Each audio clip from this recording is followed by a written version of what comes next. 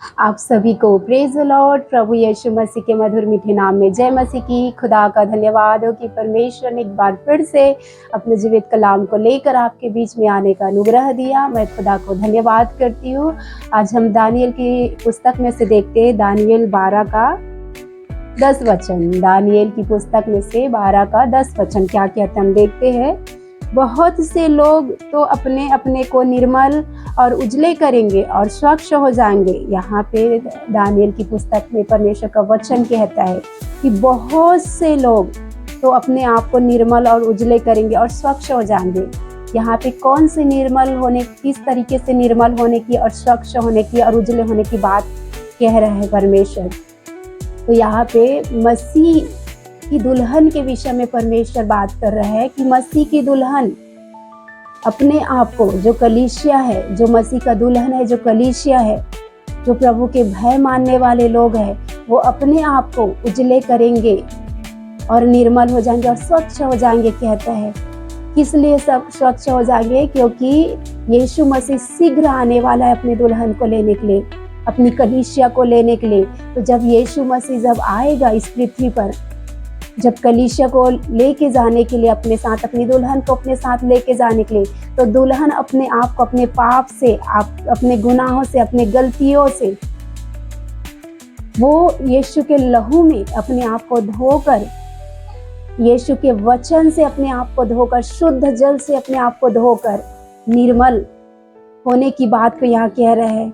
वो अपने आप को शुद्ध जल से धोकर, यीशु के लहू से धोकर, यीशु के वचन से धोकर अपने आप को धो रहे और निर्मल हो रहे और स्वच्छ हो रहे। आज यीशु मसीह का जब आगमन होगा इस पृथ्वी पर, जब रैप्चर होगा, तो रैप्चर में वही लोग यीशु मसीह के साथ उठा लिए जाएंगे जो स्वच्छ होंगे, जो निर्मल होंगे, जो पवित्र होंगे, जो अपने जीवन को पूरी पवित्रताई में, जैसा परमेश्वर का वचन कहता है, परमेश्वर का भय मानते हुए, नम्रता का जीवन जीते हुए, दीनता का जीवन, पवित्र आत्मा से परिपूर्णता का जीवन जीते हुए, आत्मा के फलों से भरा हुआ जीवन को जीते हुए जो आज जीवन को जी रहे, वही अपने आप को निर्मल कर रहे, वही अपने आप को शुद्ध कर रहे, पवित्र कर रहे। तो ये वचन मसीह की कलीसिया के लिए कह रहे हैं कि बहुत सारे लोग, बहुत सारे मसीह भाई बहन, बहुत सारे चर्च जाने वाले लोग, बहुत सारे प्रभु को मानने वाले लोग, परमेश्वर के भय में चलने वाले अभिषिक्त दास दासी, बहुत सारे विश्वासी अपने आप को परमेश्वर के वचन से धो रहे हैं, परमेश्वर की आज्ञा का पालन कर रहे हैं। उनके भी जीवन में विपत्ति, समस्या, विरोध आया, लेकिन उस विरोध में, समस्या में भी वो उन विरोध का सताव का सामना करते हुए अपने आप इस पृथ्वी में बहुत पाप है, इस पाप में, संसार में होकर भी वो परमेश्वर के वचन के अनुसार अपने आप को निर्मल करे। जैसा जैसा परमेश्वर का वचन कहता है वैसे वैसे अपने जीवन को पूरी रीति से बाइबल आधारित बनाकर, जैसा यीशु मसीह पवित्र है वैसे अपने चाल चलन को पवित्र बना रहे हैं और अपने आप को हर एक पाप से, हर एक बुराई से, हर एक गलती से, हर एक गुनाह से धोकर शुद्ध और पवित्र कर रहे हैं। क्योंकि यीशु मसीह किसको अपने साथ लेके जाएगा? जो पवित्र होगा, जो निर्मल होगा, जो पाक शाक होगा, जिसके जीवन में कोई पाप नहीं होगा, जिसके जीवन में कोई बुराई नहीं होगा, जिनके अंदर परमेश्वर की आत्मा वास करेगी, जो परमेश्वर के भय में चलेगा, जिसके अंदर नम्रता होगा, जिसके अंदर दीनता होगा, जिसके अंदर आत्मा का 9 फल होगा।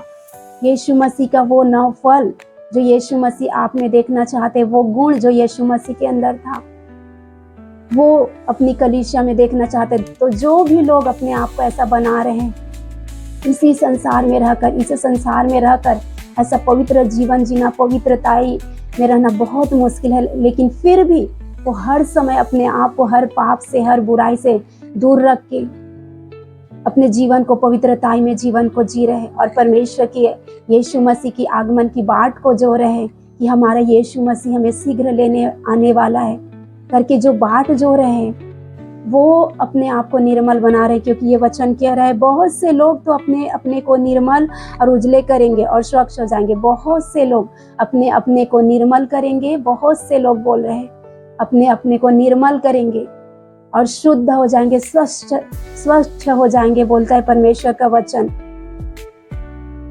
तो और आगे वचन कहता है परंतु दुष्ट लोग दुष्टता ही करते रहेंगे। यहाँ पे जो दुष्ट लोग हैं, जो नहीं समझते परमेश्वर के वचन को, बहुत तो ऐसे जो परमेश्वर के पास आकर फिर गए, परमेश्वर में बने नहीं रह पाए, पाप में जीवन में फिर से वापस लौट गए।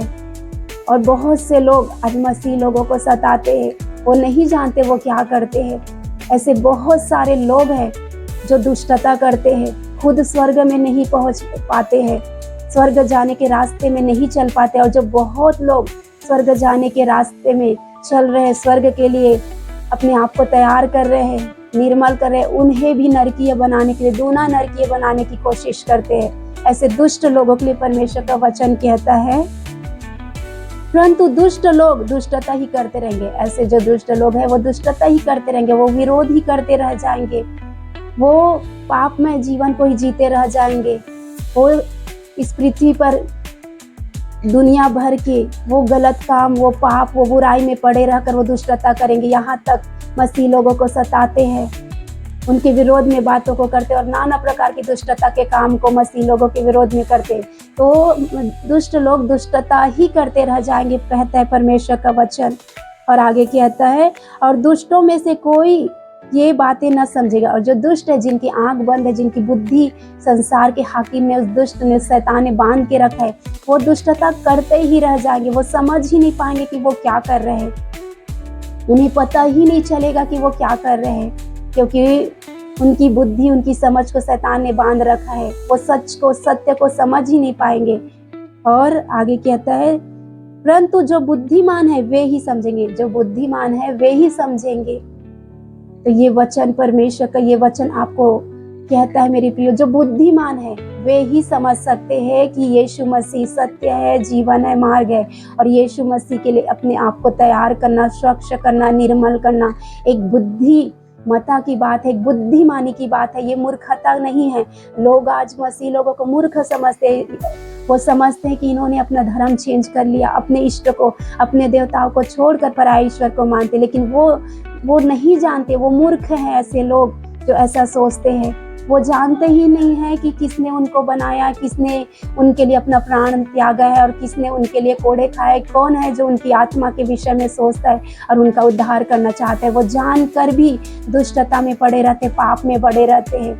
लेकिन जो बुद्धिमान होंगे, जो बुद्धिमानी से जीवन को जी रहे हैं, वो अपने आप को आज परमेश्वर की दुल्हन के रूप में अपने आप को तैयार कर रहे हैं। मसीह के साथ स्वर्ग में जब यीशु मसीह रैप्चर में आने वाला है अपनी दुल्हन को लेने के लिए, तो अपने आप को पवित्र कर रहे हैं, निर्मल कर रहे हैं, साफ सुथरा कर रहे हैं। अपने वस्त्रों को, जो इस संसार में चलते जो पाप, जो बुराई उनके जीवन में आ गया था, जो उनके वस्त्र मैले हो गए थे, उनके अपने वस्त्रों को यीशु के लहू से, मेमने के लहू से वो धोकर उजले कर रहे हैं। अपने जीवन को, अपने चरित्र को, अपने स्वभाव को, अपने गुण को, अपने व्यवहार को उत्तम बना रहे हैं, ताकि यीशु मसीह जब आए तो उसमें कोई कुटिलता, कोई पाप, कोई बुराई, कोई दाग धब्बा ना दिखे।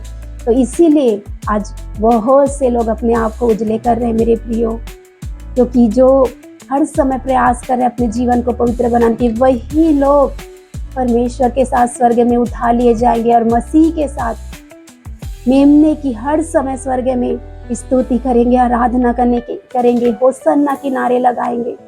तो ये वचन आज हर वो मसीह भाई बहन के लिए है जो अपने आप को सचमुच में दुख उठा कर, तकलीफ उठा कर, समस्या में भी पड़े रहकर अपने आप को उजला कर रहे हैं, अपने आप को निर्मल करें, अपने आप को पवित्र बना रहे, हर समय प्रार्थनाएं करें, हर समय परमेश्वर की बात को जो रहे, हर समय परमेश्वर की इच्छा को पूरा कर रहे, हर समय पवित्र सिद्ध धर्मी जीवन को जी रहे, नम्रता, दीनता से भरे हुए जीवन को जी रहे।